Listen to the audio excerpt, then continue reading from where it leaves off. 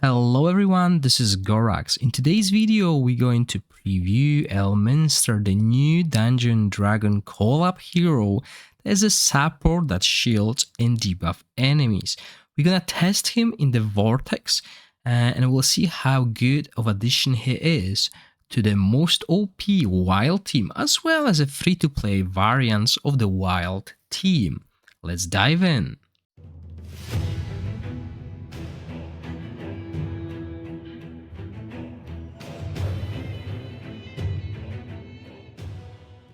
Elminster is the newest addition to our hero roster, and we can pull him in the altar in similar way that we could get Drist. I've done a summoning session that you should watch yourself and see how much currency do we need to get him. On top of Elminster, we also have an artifact that can be used by other heroes. Sadly, this artifact did not work during the recording of this video.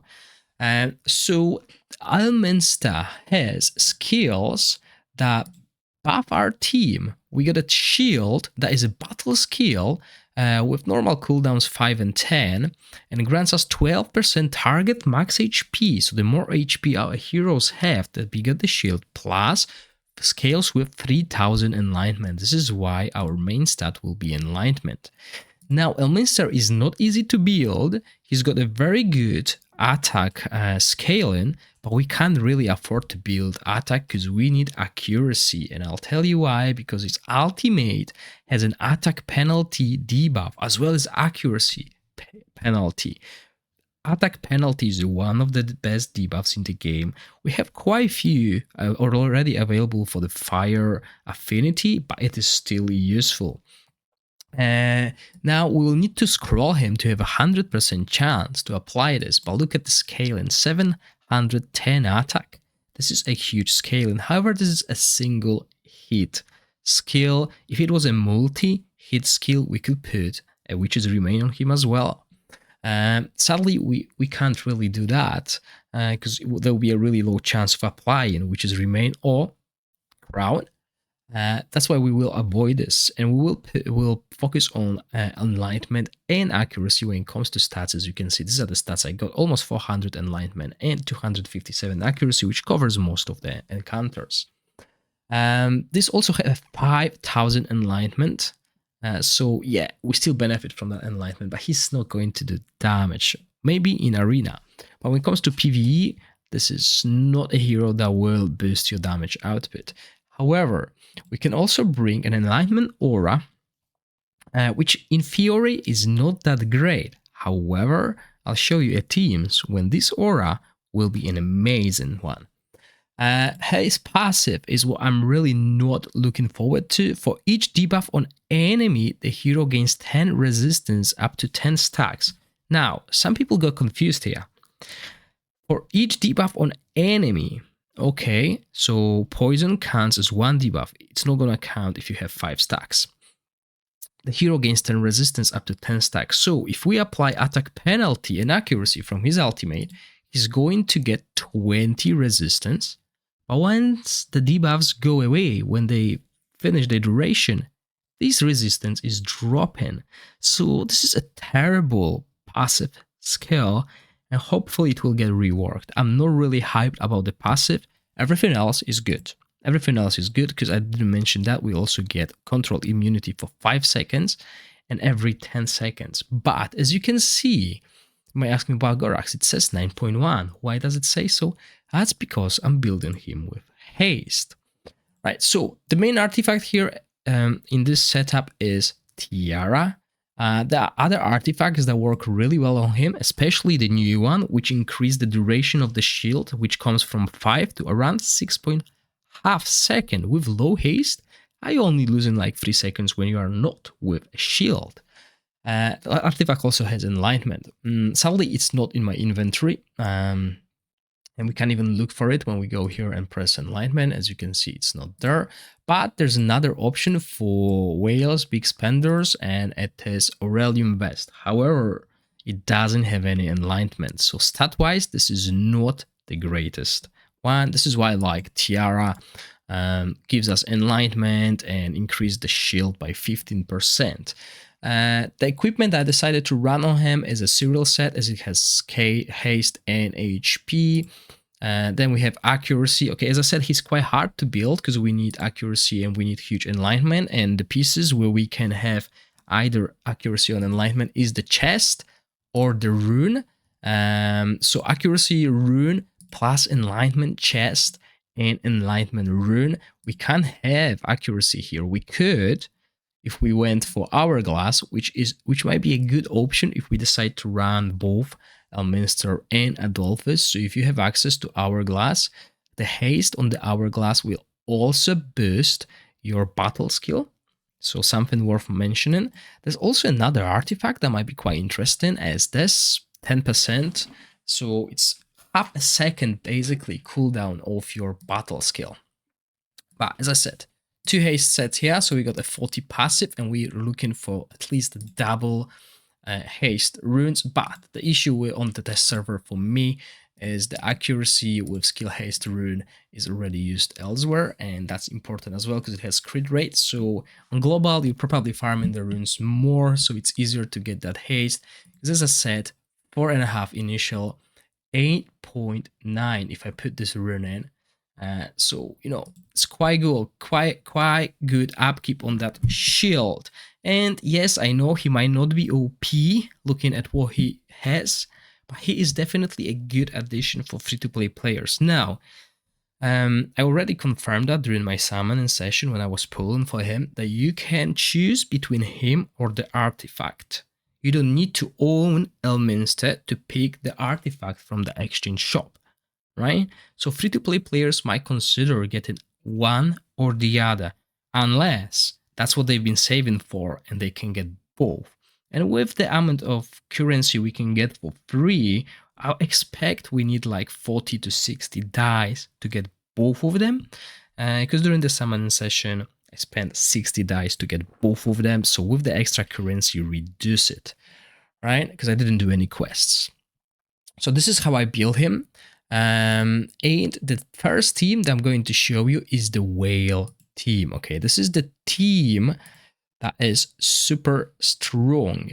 By super strong, I mean this is still not like super strong, but first I run it with Adolphus. So I used this team and I compared Adolphus with Elminster, right? So the damage of Adolphus team was on average like 47 million. Now, when I replaced Adolphus, and you can see Adolphus set is a little bit different. Adolphus set is basically all about this shield and heals. He's got more enlightenment, barely, but we're using the same artifact. I'm using Crisis here with this shield as well. Basically, he's another shielder, and this is someone who I want for my wild team. He's amazing instead of Isolde. And I'm using Flora, with Eric and Tonalen. As I said, this is totally whale team. I mean, not really, because we could replace, you know, some of them. But the main thing to get out of this is the comparison of the damage that the team can achieve with Adolphus and Elminster. So this Elminster team can achieve up to 58 million damage when using Enlightenment Aura, and the only thing that changed is putting in Elminster. And as you can see, I didn't even put the artifact in this team. No, I did. Yeah, okay, it still doesn't work the way I would like it. But there we go. So this is the equipment I ran. As you can see, haste set here, whalish, total whalish, but we can see already the difference. It's over 11 million damage between those two. And then if we look for the same team, but with the attack aura, so you can choose 2 auras, attack from Flora or the enlightenment one, we can see the damage reduction here. Okay, so the damage went down by 4 million, and this is because we utilized the enlightenment aura on Elminster and Flora. Flora is built with enlightenment as well. So this is huge, and this is where this aura really comes in handy. The resistance passive still does not. Okay, and we do a lot of damage. When we move to a different team, so obviously we can run both of them. I mean, if you look at the current Ice Blast team, it's run with 3 supports, right? I didn't run free supports here in the pay to win formation because we don't need that. But if you decide to run it, it might work, right? That's what we do with Ice Blast. We only have 2 damage dealers plus 3 supports. And as you can see here in this team, with Elminster, we are doing 49 million damage. And I mean, it's still more than with Crisis. And this really tells you the value of Elminster in these teams.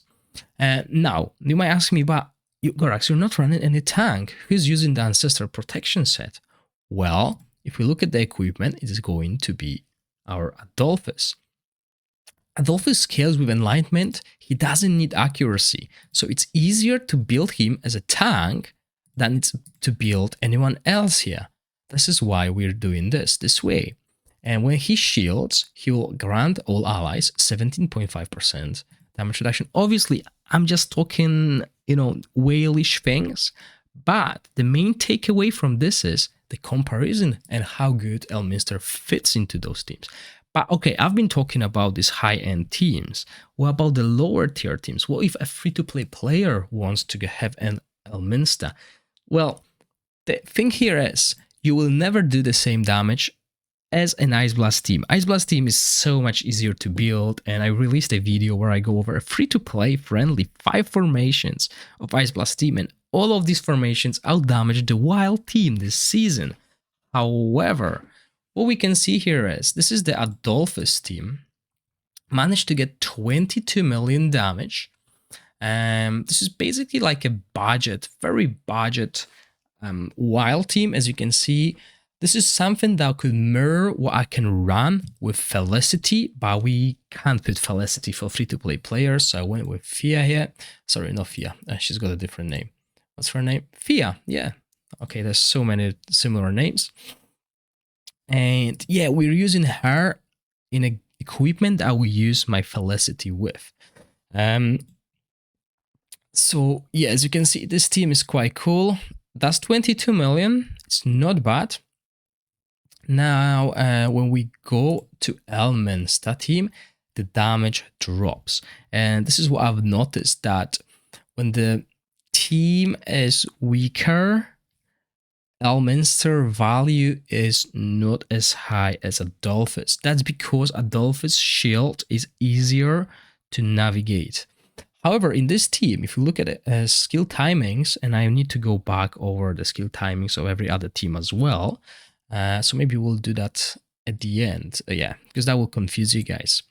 But we can basically keep attack down constantly with those two, Isolde and Elminster. Now, if we try what I just said, 3 supports and 2 damage dealers, we go to 22 million again. Now, this required us to change the equipment on Eric, and we put in Crown of the Unclean to keep this defense down on the boss. And another thing that I've noticed at this point is we have the cube, which doesn't really give us this artifact here. It doesn't give us, enlightenment, but it gives us extra chance of obtaining enlightenment when we launch a battle skill. So I wanted to put it on Elminster, but after I cast the battle skill, I'm not gaining any benefits from it. I'm getting enlightenment that I need for the shield. So it's better if he has a built-in enlightenment, right? So also it doesn't have any accuracy or enlightenment. And as I said, Elminster is harder to build than Adolphus. But since we have Isolde, Isolde is built as a tank with accuracy. So we still rotate the attack penalty. And yeah, these teams were amazing. I also tried, that's actually a different team. That's for a different boss. But yeah, these teams are not too bad. I mean, free-to-play players have a chance of getting 25 million with Wild Team if they didn't have an Ice Blast. But Ice Blast is still weaker. Overall, Elminster works really well for high-end teams. A little bit weaker for the free-to-play teams. Now, as I said, timings, because that's important, right? What makes this team tick? So here we have a basic timings where we shield, attack penalty, then we shield again, basically, and we deal damage. Okay, very basic. I want to go over that now. Now with Elminster in the team, This should change a little bit because we have attack penalty here and there. However, I didn't change that because it's crucial that we have attack penalty at this point. I mean, yeah, we could do it. We definitely could go for 24.7, something like that as well. And then here, similar, I didn't want to change anything. I didn't want to try the other option, but both of them work. You can really do it like, let me just show you this, 24.8. You do this, okay? And you have constant attack down, constant. So you can survive longer. But I wanted to keep it the same, okay? And since the damage worked, we could see already an improvement over Adolphus. I didn't want to dig too deep because it will take me ages. You know, this fight takes like 7-8 minutes. So yeah, I didn't want to do too many, although I already did so many. And then when we ran Adolphus and Elminster, that required a little bit of tweaking. So we want this attack penalty over here, basically, to reduce the damage taken when we have the defense down, because we have no one to dispel it. And then a shield, so we can absorb the ultimate of the boss, plus the first attack and then the singular damage attack. So as you can see, 49 million. I mean, this is nothing compared to an easy Ice Blast team, but if you can't build Ice Blast team, this gives you at least a chance.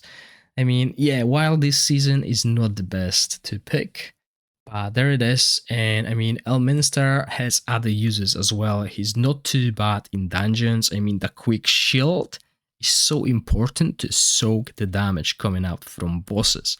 We don't need to worry too much about haste on the dungeons.